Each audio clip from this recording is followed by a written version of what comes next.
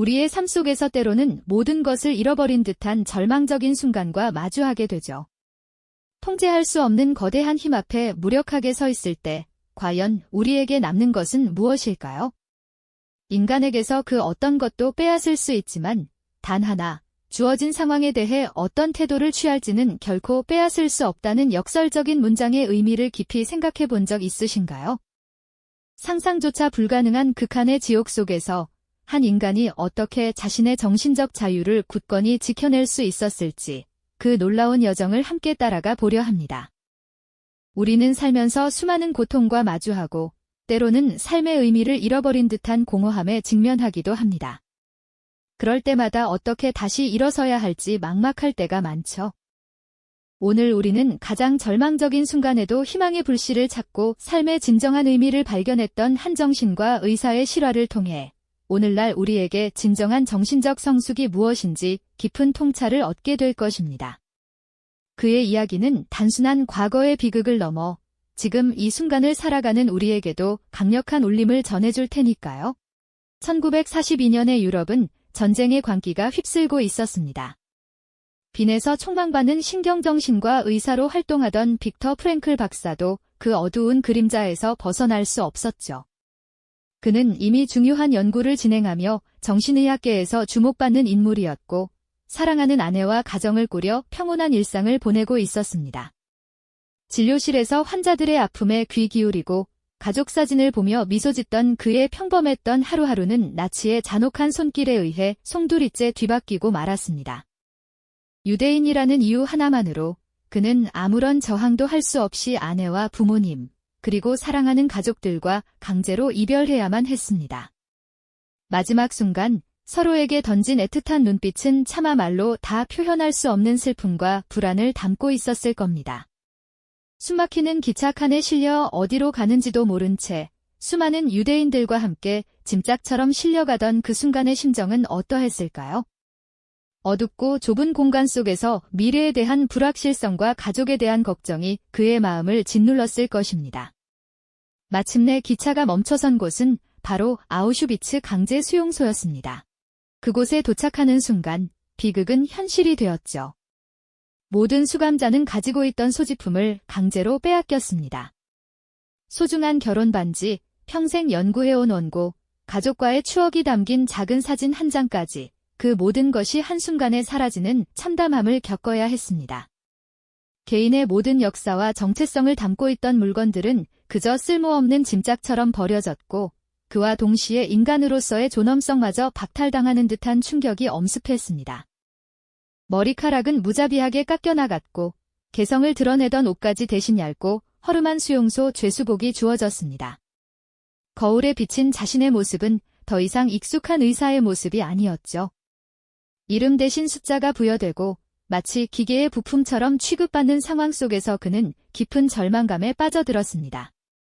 자신이 누구였는지, 무엇을 믿고 살아왔는지, 삶의 모든 의미가 송두리째 흔들리는 듯한 거대한 충격과 무력감이 그의 마음을 잠식했습니다. 그 순간, 과연 한 인간이 무엇을 붙잡고 버틸 수 있을까요? 모든 것을 잃은 그에게 남은 것은 오직 차가운 현실과 막막한 미래뿐이었습니다.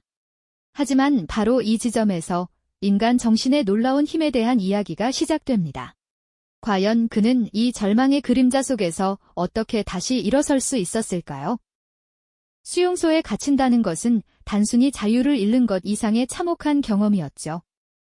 그곳은 인간의 모든 존엄과 개성이 철저히 짓밟히며 삶의 의미 자체가 증발해버리는 지옥과도 같았습니다. 눈앞에 펼쳐진 현실은 매일 아침 차가운 잠자리에서 몸을 일으킬 때마다 굶주림과 혹독한 추위, 그리고 끝없는 강제 노동이 기다리는 참혹함 그 자체였습니다. 몸은 앙상하게 말라갔고 정신은 피폐해졌죠. 사람들은 점차 자신의 정체성을 잃어갔습니다. 오직 생존만을 위한 본능적인 몸부림이 벌어졌고 인간으로서의 기본적인 예의와 도덕마저 희미해지는 것을 목격해야 했습니다. 동료들의 죽음은 이제 일상이 되어버렸고 언제 나에게 그 차례가 올지 모른다는 불안감은 그림자처럼 따라붙었죠. 빅터 프랭클 박사도 예외는 아니었습니다. 그 역시 육체적인 고통과 정신적인 혼란 속에서 헤매었죠. 하지만 그는 한 가지 질문을 놓지 않았습니다. 이 모든 고통 속에서 과연 어떤 의미를 찾을 수 있을까?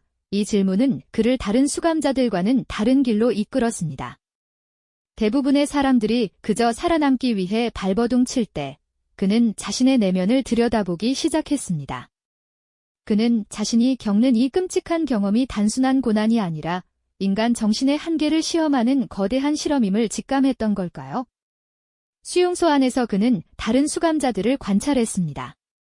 어떤 이들은 모든 희망을 놓아버리고 스스로 삶을 포기했습니다. 반면 또 어떤 이들은 지옥 같은 현실 속에서도 작은 빛을 찾아내려 애썼죠.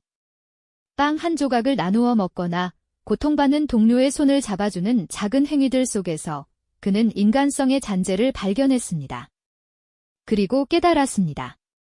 우리가 삶의 의미를 묻는 것이 아니라 삶이 우리에게 질문을 던지고 있다는 것을요. 그는 단순히 희망을 품는 것을 넘어 자신의 정신을 철저히 훈련하기 시작했습니다. 외부의 모든 것을 박탈당한 그곳에서 프랭클 박사님은 역설적으로 내면의 가장 깊은 곳에서 흔들리지 않는 자유를 발견하셨죠.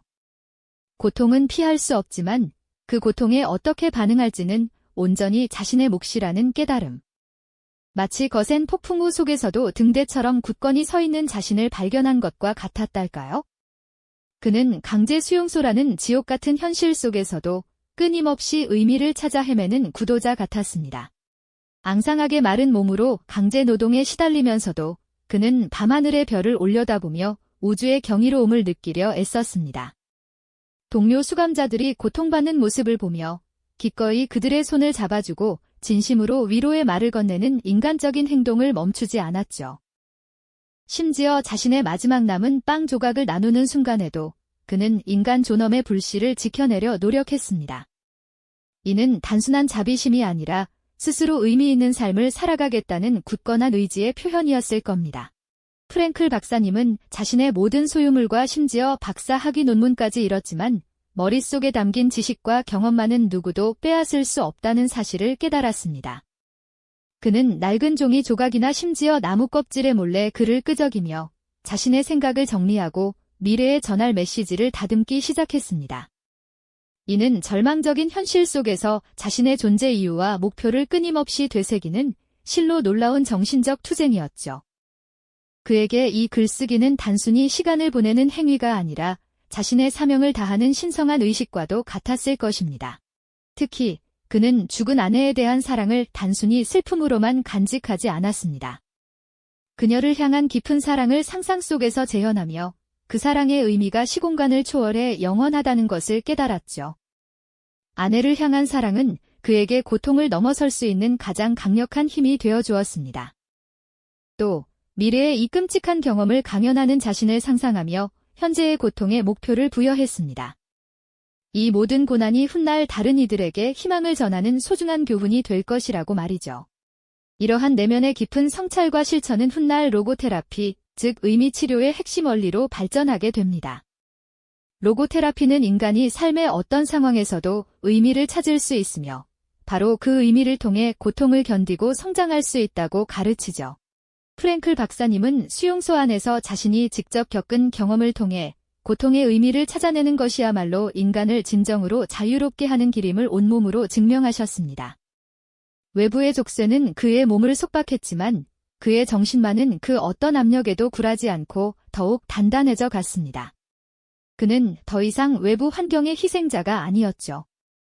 자신의 의지로 고통을 해석하고 삶의 의미를 찾아내는 내면의 힘을 길렀으며 이 잔혹한 현실 속에서도 정신적 자유를 지켜냄으로써 진정한 저항의 주체가 된 것입니다. 그의 눈빛에서는 절망의 그림자 대신 초연함과 굳건한 의지가 빛나기 시작했죠. 마치 수용소의 철조망 너머로 자유롭게 날아가는 새를 바라보며 자신의 내면도 그 새처럼 자유로워졌음을 깨달은 것처럼 말입니다. 그의 정신은 고통을 회피하는 대신 그 고통을 통해 더욱 깊고 성숙한 지혜를 얻는 길을 택했습니다. 이것이야말로 인간이 도달할 수 있는 정신적 성숙의 정수이자 극한의 상황 속에서도 빛을 잃지 않는 인간 존재의 경이로운 위대함이 아닐까요? 프랭클 박사님의 이야기는 단순한 생존기를 넘어 우리 모두에게 삶의 진정한 의미와 내면의 자유가 어디에서 오는지를 묻고 있습니다. 우리가 어떤 고통에 직면하더라도 그 안에서 우리만의 의미를 찾아낼 수 있는 힘이 우리 안에 잠들어 있다는 것을 말이죠. 마침내 억압받던 철조망이 걷히고 프랭클 박사님과 수많은 수감자에게 자유의 순간이 찾아왔습니다. 하지만 이 해방의 감격 속에는 예상치 못한 혼란과 깊은 상실감도 함께 찾아왔죠. 수년간 생존만을 위해 싸워왔던 익숙한 고통의 세계가 사라지자 어떤 이들은 목적을 잃고 방황했습니다. 살아남았다는 기쁨 뒤편에는 가족과 친구들을 잃었다는 비통함, 그리고 세상 밖으로 나섰을 때 마주해야 할 냉혹한 현실이라는 또 다른 무게가 기다리고 있었던 겁니다. 프랭클 박사님 또한 예외는 아니었습니다. 모든 것을 잃은 채 홀로 세상에 던져진 그는 처음에는 깊은 공허함에 잠기셨을 겁니다. 그러나 수용소 안에서 이미 삶의 의미를 찾고 정신적 자유를 굳건히 지켜냈던 그는 이 혼란스러운 자유 속에서도 절망에 굴복하지 않는 길을 택하셨죠. 오히려 이 끔찍한 경험이 자신에게 주어진 특별한 사명임을 깨달으셨습니다. 자신의 고통을 인류에게 던지는 희망의 메시지로 승화시켜야 한다는 강한 책임감을 느끼셨던 거죠. 그는 수용소에서 몰래 기록했던 낡은 종이 조각들을 모으고 자신의 생생한 경험과 깨달음을 바탕으로 불후의 명저, 죽음의 수용소에서를 집필하기 시작했습니다. 이 책은 단순한 회고록이 아니었습니다. 극한의 고통 속에서 인간이 어떻게 의미를 찾아내고 정신적 자유를 지켜낼 수 있는지에 대한 깊이 있는 통찰을 담은 철학적, 심리학적 기록이었죠. 이 과정을 통해 프랭클 박사님은 로고테라피라는 자신만의 독창적인 심리치료법을 더욱 발전시켜 나가셨습니다. 로고테라피는 고통을 회피하거나 있는 데 집중하는 것이 아니라 오히려 그 고통 속에서 의미를 발견하는 데 초점을 맞춥니다. 삶이 우리에게 던지는 질문에 답하고 각자의 삶에서 고유한 의미를 찾아내는 것이야말로 인간을 움직이는 가장 근본적인 동기이자 진정한 정신적 성숙으로 이끄는 길이라고 말이죠. 마치 어두운 터널 속에서 한 줄기 빛을 찾아 나서는 것처럼 인간은 어떤 상황에서도 자신의 삶을 의미 있게 만들 힘을 가지고 있다는 것을 증명해 보이신 겁니다. 프랭클 박사님의 이야기는 비단 과거의 비극적인 사건만을 다루는 것이 아닙니다. 오늘날 우리가 마주하는 크고 작은 좌절, 무의미함의 순간들, 그리고 예측 불가능한 세상 속에서 길을 잃고 헤맬 때 우리에게 진정한 나침반이 되어줄 소중한 가르침을 전하고 있습니다. 외부 환경이 아무리 우리를 옥죄고 모든 것을 빼앗으려 해도 단 하나, 그 상황에 대한 우리의 태도만큼은 그 누구도 빼앗을 수 없다는 강력한 메시지를 말이죠. 이것이야말로 인간에게 남겨진 마지막 자유이자 어떤 고통 속에서도 빛을 잃지 않는 우리 내면의 강인함이 아닐까요? 우리는 통제할 수 없는 외부 상황 속에서도 어떤 의미를 부여하고 어떤 태도를 선택할지에 대한 주체적인 힘을 가지고 있습니다. 프랭클 박사님의 삶은 우리 각자가 자신의 삶에 의미를 부여하는 창조자이며 고통을 통해 더욱 깊고 풍요로운 존재로 성장할 수 있음을 웅변적으로 보여주고 있습니다. 그의 메시지는 시대를 초월하여 현대인의 삶에 깊은 통찰과 용기를 주는 위대한 유산으로 남아 우리에게 진정한 정신적 성숙이란 무엇인지, 그리고 우리 안의 무한한 잠재력은 어디에서 오는지를 끊임없이 묻고 있습니다. 이 영상이 도움이 되셨다면 좋아요와 구독 부탁드립니다. 여러분의 응원이 제게 큰 힘이 됩니다. 다음 영상에서도 더 유용한 정보를 공유하겠습니다. 감사합니다.